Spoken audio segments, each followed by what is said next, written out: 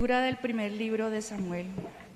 En aquel tiempo, el joven Samuel servía al Señor de Elí.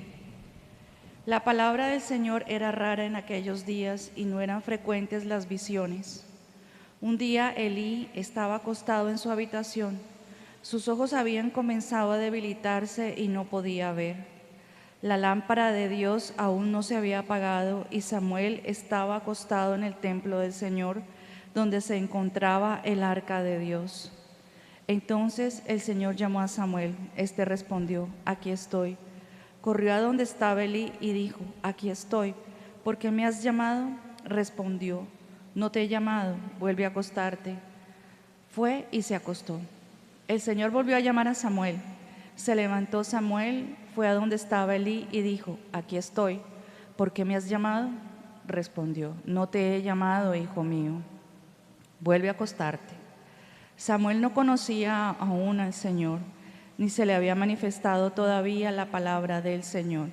El Señor llamó a Samuel por tercera vez. Se levantó, fue a donde estaba Elí y dijo: aquí estoy. ¿Por qué me has llamado? Comprendió entonces Elí que era el Señor el que llamaba al joven, y dijo a Samuel: ve a acostarte, y si te llama de nuevo, di: habla, Señor, que tu siervo escucha. Samuel fue a acostarse en su sitio. El Señor se presentó y llamó como las veces anteriores: Samuel, Samuel. Respondió Samuel: habla, que tu siervo escucha. Samuel creció, el Señor estaba con él y no dejó que se frustrara ninguna de sus palabras. Todo Israel, desde Dan a Beerseba, supo que Samuel era un auténtico profeta del Señor. Palabra de Dios. Te alabamos, Señor. Aquí está. Todas las cosas tienen un principio. Ninguno de nosotros nace sabiendo hacer algo. Todo lo que nosotros somos en la vida ha sido un proceso de aprendizaje, desde las cosas más básicas y más sencillas de la vida. Ponernos en pie para empezar a dar a nuestros primeros pasos, necesitamos que hubiera alguien a nuestro lado para que nos enseñara a caminar. Necesitamos escuchar a alguien hablar para aprender a hablar, para coger una cuchara, para sentarnos, para leer, para escribir. Todas esas cosas las aprendimos. Por lo tanto, cuando uno no se pone en la tarea de aprender a hacer algo, pues está claro que esas cosas no van a aparecer por arte de magia en nuestra vida. A orar también se aprende. A escuchar la voz de Dios también se aprende.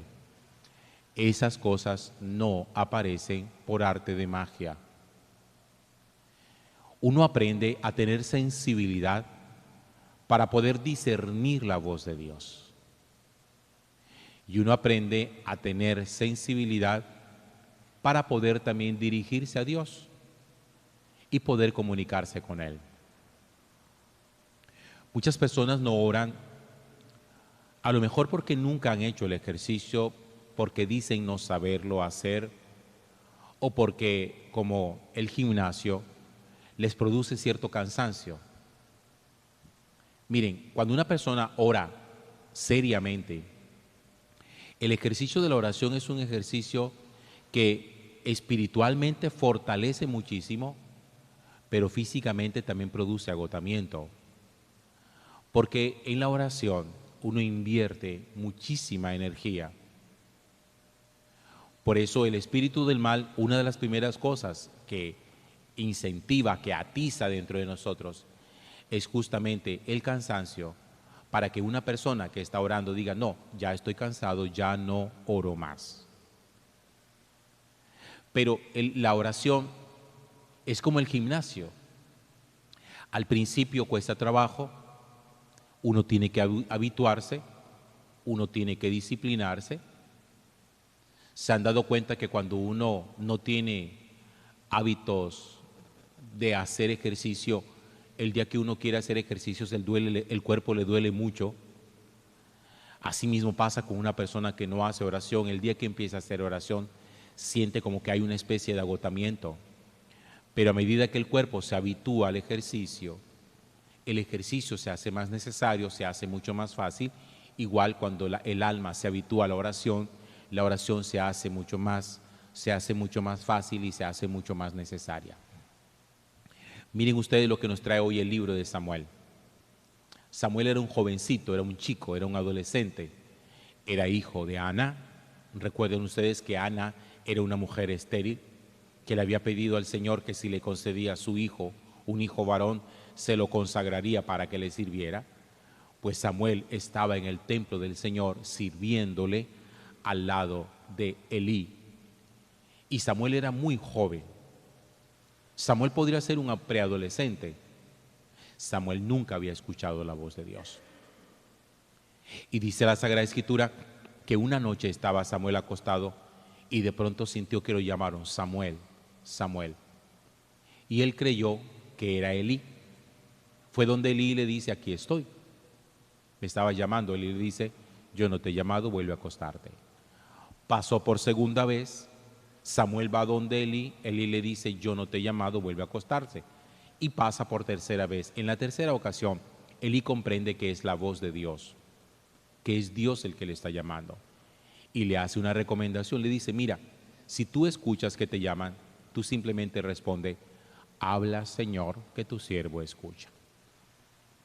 Samuel le tocó aprender a discernir dónde estaba la voz de Dios. Samuel necesitó aprender a responder a la voz de Dios. Miren, a mí me parece extraño y particularmente peligroso cuando uno considera que la gente que ha hecho camino en el Señor es gente que todo se le dio como por arte de magia y que no tuvieron que hacer ningún esfuerzo. Que Teresita llegó a ser santa sin ningún esfuerzo, que Ignacio de Loyola se hizo santo sin ningún esfuerzo, que Francisco de Asís llegó a ser santo sin ningún esfuerzo, y que las patriarcas y los profetas de la Sagrada Escritura escuchaban la voz de Dios sin ningún esfuerzo y sin ninguna disciplina. Ninguna persona sobre la tierra ha vivido una experiencia de Dios sin tener disposición interior y sin haber hecho un camino personalizado de discernimiento y de escucha de la voz del Señor.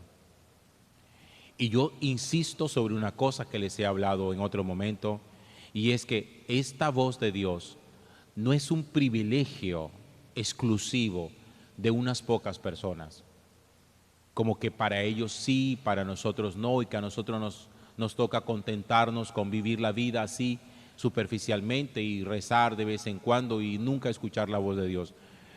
Vean, hermanos, esos privilegios no existen ya hoy, porque todo eso lo derribó Cristo.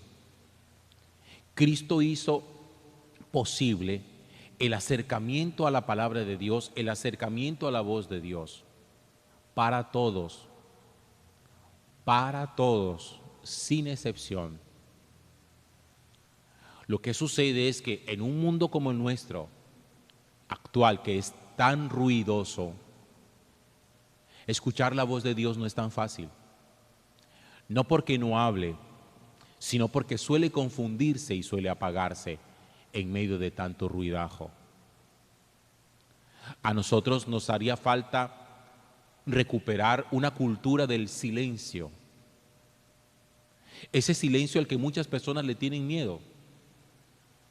Hay gente que no soporta el silencio en su casa o en su apartamento y necesitan tener encendido el televisor, el equipo de sonido, la radio, el celular. Necesitan tener mucha bulla en la casa. Es muy difícil escuchar la voz de Dios cuando uno es tan ruidoso, porque el ruido exterior suele ir acompañado del ruido interior.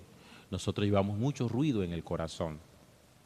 Por eso las personas cuando están haciendo oración se suelen distraer con tanta facilidad. Y lo dicen, es que yo me pongo a orar y me distraigo y me pongo a pensar en 50,000 cosas y cuando vengo a ver ya llevo rato pensando en otras cosas y me he salido de la oración. Es porque nosotros tenemos un corazón ruidoso. Y los corazones ruidosos les cuesta trabajo escuchar la voz de Dios. Dios que siempre llama por nuestro nombre. Ustedes saben muy bien que cuando uno no sabe el nombre de alguien y quiere llamar la atención de esa persona, uno grita: ¡Hey, señor, señora, la de cachucha, el señor de camisa verde! Dios eso con nosotros no lo hace de esa forma. Dios cuando nos llama con nombre propio, identificado. De tal manera que Dios nunca confunde a nadie con nadie, porque su palabra la dirige siempre personalizada. Por eso el Señor, cuando llama a Samuel, lo llama por su nombre, no le dice: hey, jovencito. Porque cuando uno utiliza esos genéricos, cuando uno utiliza esos sustantivos comunes, impropios, uno puede pensar que eso es para cualquiera. De pronto, como cuando algún día yo lo he utilizado, que digo a los jóvenes que están aquí, que me escuchan: los jóvenes es para todos. Pero cualquier día uno podría coger el nombre personal y decir: este mensaje es para ti, con nombre propio, que es lo que Dios suele hacer, dar siempre mensaje con nombre propio. Hay que educarse en la vida interior, tener vida interior, tener vida de oración, tener vida de escucha de la palabra, tener una vida que nos permita a nosotros poder siempre discernir cuando Dios nos llama y qué quiere de todos, qué quiere de nosotros. Gloria al Padre, y al Hijo, y al Espíritu Santo.